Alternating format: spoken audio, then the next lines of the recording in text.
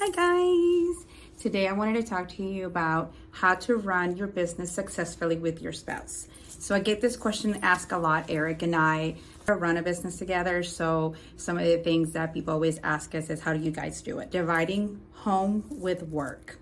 What does that mean? First, when I first joined Eric's team 7 years ago, I wanted to talk about, because this is something that I'm really excited about.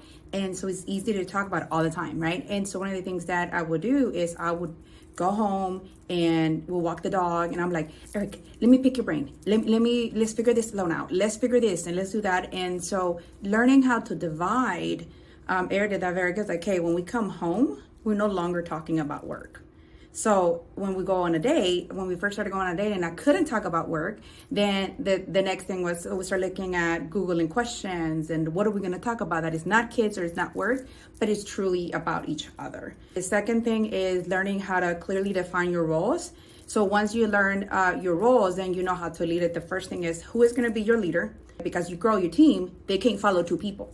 Right? There has to be a chief. In our case, it was Eric, because Eric's been in the business for such a long time and I was just coming in. Number two is evaluating your strengths, and knowing, okay, what are you good at and what am I good at? Right? For example, in our case, Eric is a big picture guy. He's a visionary. What I'm really good at is details. And so I like to make his vision a reality. And that's what brings me joy. If you focus on your strengths, it's so much funner. It gives you joy. It's exciting. You learn how to appreciate each other's differences, because I'm not a big picture person. So I appreciate him giving me the vision to be able to run with it.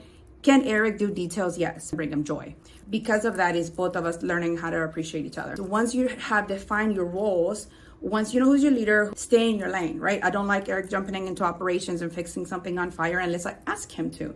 So stay in your lane. Another thing is financial meetings. So we have a first Friday of every month. We talk about the profit and loss and on our business, our budgeting is super important. How much money we're making, how much we're spending, is this strategy working? And also remember, it's not what you make, it's what you keep. For 5 is we go on a date every single week. And so it's important that you have a time for each other that is not work, it's not parent, it's just together. So it's easy to see them all the time and get comfortable and become business partners.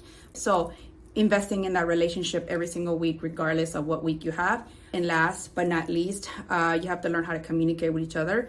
What I used to do is I would expect Eric to react the same way that I react. So I had to learn, he doesn't think like me, right? And I don't think like him. So we learn how to create a process for decision making. I'm gonna just kind of recap. And so first, you divide home and work life. You clearly define your roles. Stay in your lane. Trust your partner.